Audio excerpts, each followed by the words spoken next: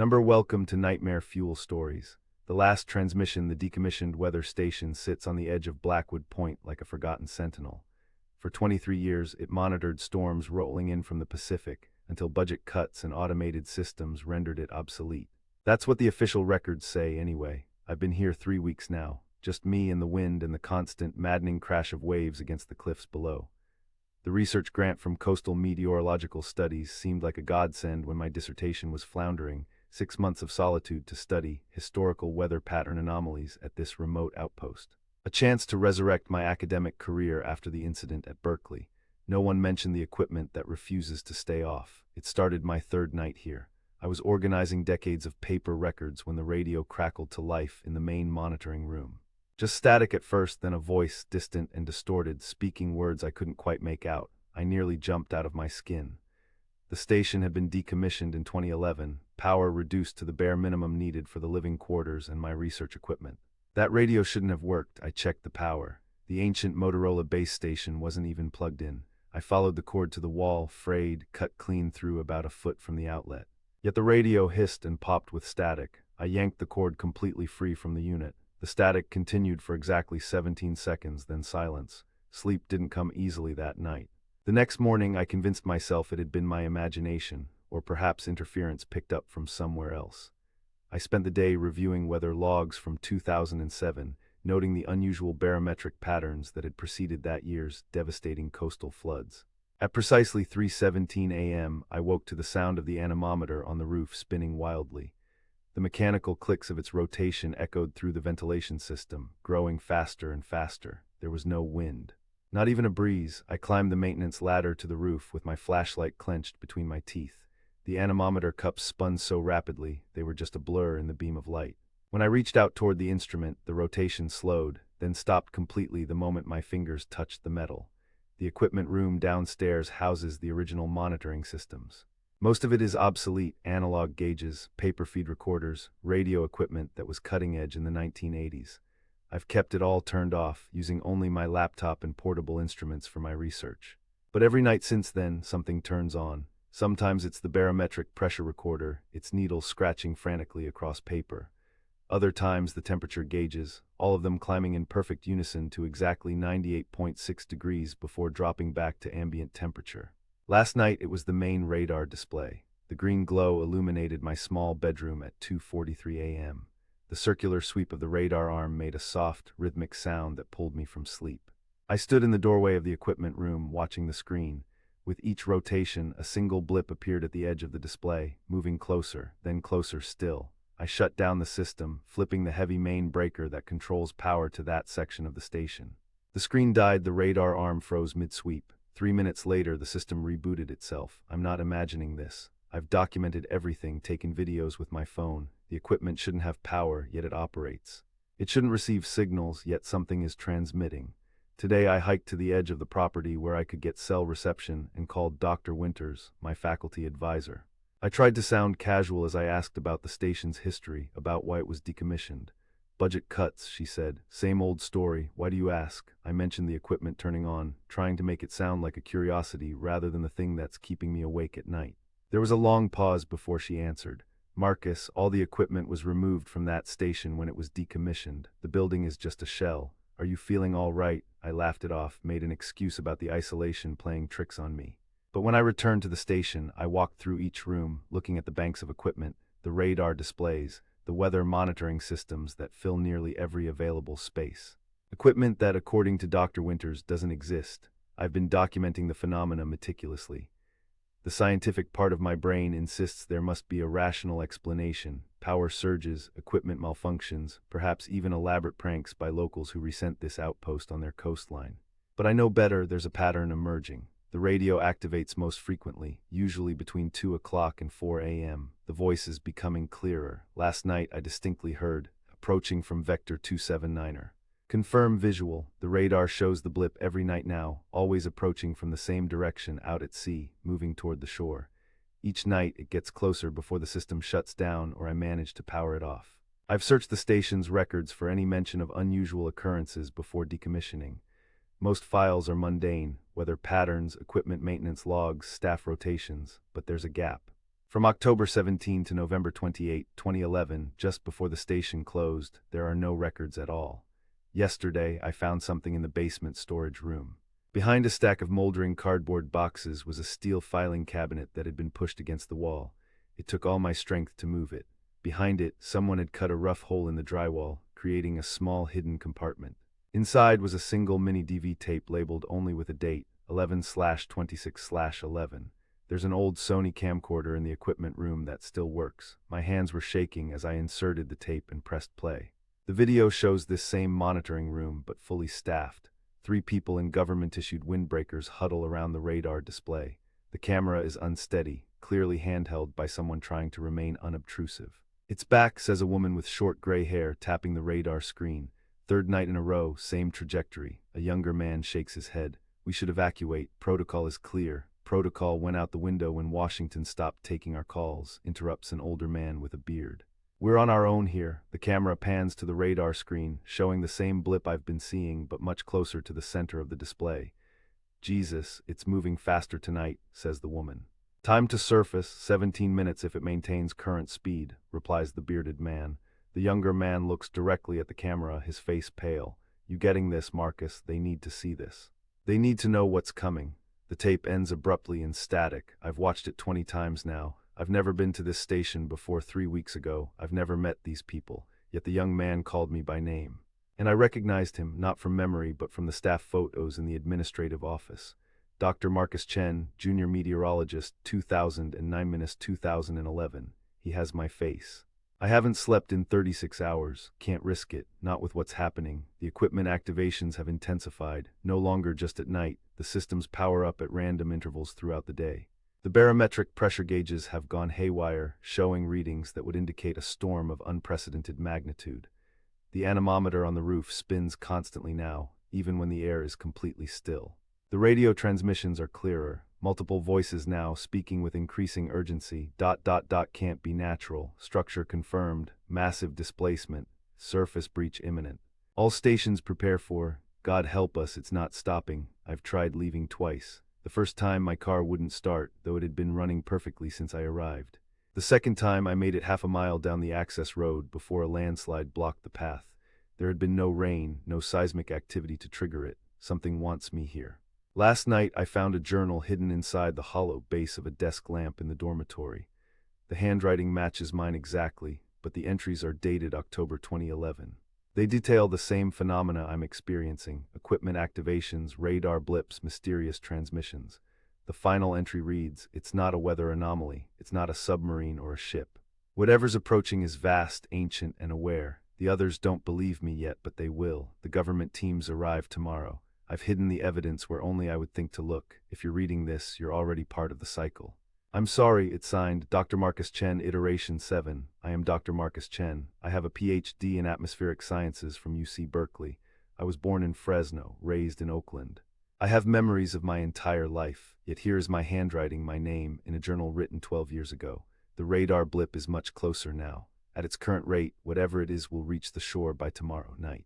I found more hidden records, newspaper clippings, classified reports, personal accounts, all carefully concealed throughout the station.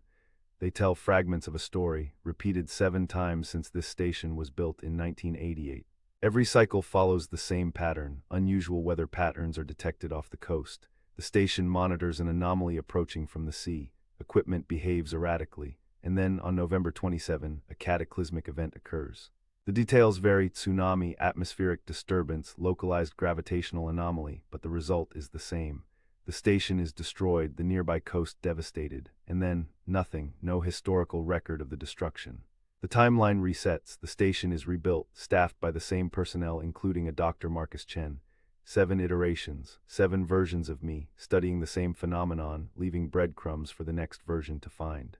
But why don't I remember? Why does no one else seem aware of this cycle? I've barricaded myself in the main monitoring room. All the equipment is active now, gauges spinning, lights flashing, readouts showing impossible data.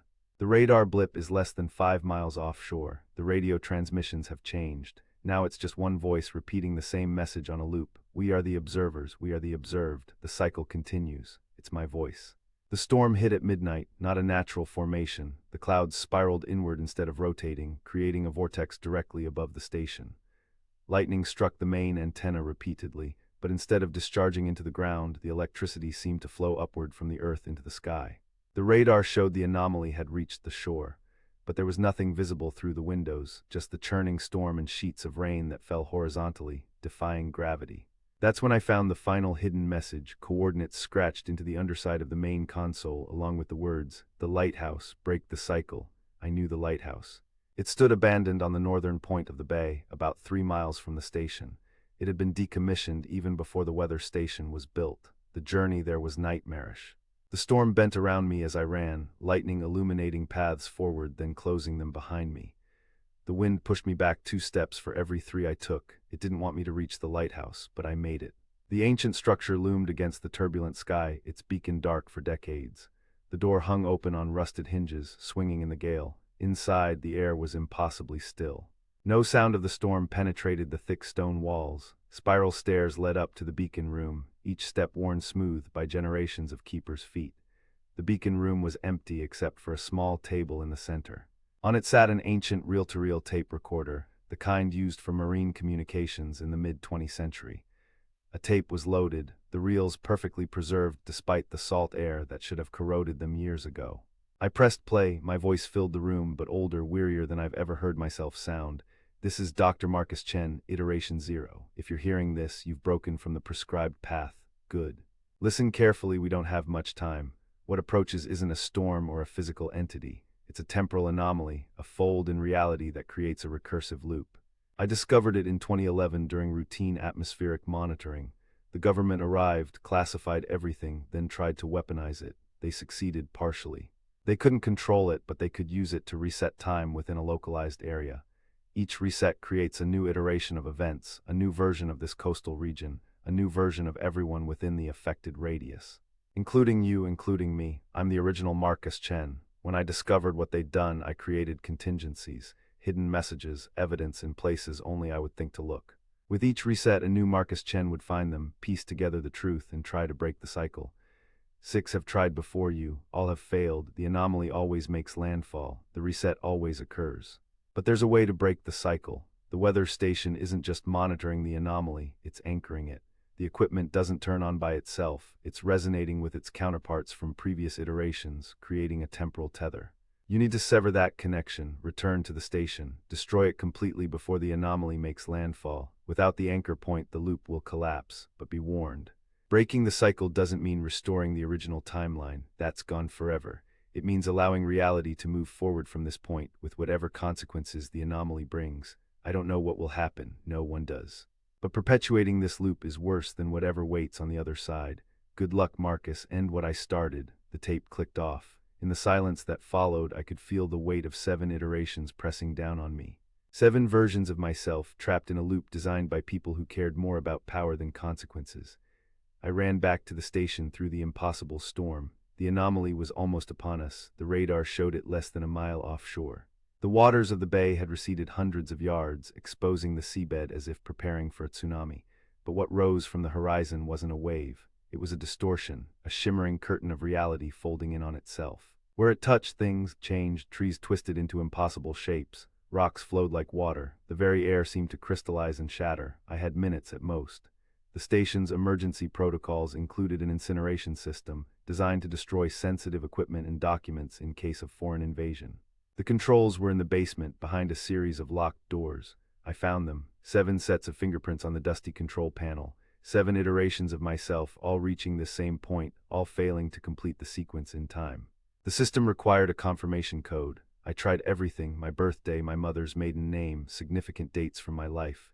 Nothing worked. The anomaly was visible through the basement windows now, a wall of warped reality advancing up the cliff face. The station trembled as temporal forces began to tear at its foundations. In desperation, I tried one last code, 11-27-11-7, the date of the reset, the iteration number, the system activated. Warning klaxons blared throughout the station. A mechanical voice announced, "Emergency purge initiated. All personnel evacuate immediately. Ignition in 3 minutes." I ran. Through the shaking building, up the stairs, out into the storm-lashed night.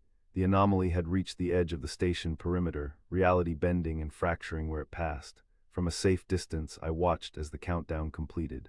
The weather station erupted in flames, explosions tearing through each section as the emergency charges detonated. Equipment, records, the physical anchor point, all of it consumed in cleansing fire. The anomaly reached the burning station. For a moment, the two forces, human destruction and otherworldly distortion, seemed to battle for dominance. The air filled with an impossible sound, like reality itself screaming in protest. Then the anomaly began to collapse inward, the distortion folding back on itself, shrinking to a single point of blinding light above the ruins of the station. A final, massive implosion shook the earth beneath my feet. When my vision cleared, the anomaly was gone, but the world around me had changed. The coastline was different, eroded in places that should have taken centuries to form. The vegetation had shifted, species I didn't recognize growing in impossible density. And on the horizon, where the ocean met the sky, colors swirled that had no name in any human language. My phone had survived in my pocket. The date displayed was November 28, 2023. 12 years had passed in an instant, or perhaps, for the first time in decades, time was finally moving forward as it should. I hiked inland away from the altered coast until I found a road. Eventually, a truck driver stopped, giving me a strange look as I climbed in. "You're a long way from anywhere," he said. "Where you headed?" I didn't have an answer. According to my original timeline, my apartment, my job, my life had continued without me for 12 years, or maybe they had never existed outside the loop. "Just away from the coast," I said. He nodded, putting the truck in gear. "Don't blame you, that whole area's been quarantined since the event." "The event?" He glanced at me. "You hit your head or something. The coastal distortion event back in 11 changed everything. That's why we got the barriers now and the new weather. That's why the government fell." As he drove, he filled me in on 12 years of history I'd never lived. The anomaly hadn't been contained by my actions, merely changed. Instead of resetting time, it had altered it, introducing elements from whatever dimension or reality existed on the other side. The world had adapted, humanity had survived, but nothing was the same. I asked to be dropped at the next town. As I stood on the unfamiliar street, watching the truck disappear, I felt the weight of what I'd done. I'd broken the cycle, yes, freed myself in this region from an endless loop of observation and reset, but at what cost? My phone buzzed with a notification. A text message from an unknown number. "Iteration 8 successful. Monitoring continues under new parameters. Report to Lighthouse Point for debriefing. Welcome to the next phase, Dr. Chen." Attached was a photo of the old lighthouse, restored, its beacon shining brightly against a sky that rippled with colors no human eye had evolved to properly perceive. I realized then that I hadn't ended anything. I'd simply graduated to a larger cycle, a wider loop. Whatever entity or force had created the anomaly was still watching, still experimenting, and I was still its subject. As I began the long walk back toward the lighthouse, I wondered about Iteration 9, and whether they too would find the breadcrumbs I would inevitably leave behind. Whether they would make the same choice I did, or find another path. The sky darkened overhead, but not with natural night. Reality rippled like the surface of a pond, and for just a moment I thought I could see through to what waited on the other side. I kept walking. What else could I do? The cycle continues, even when it changes form. And somewhere in some iteration, perhaps someone will finally break it for good.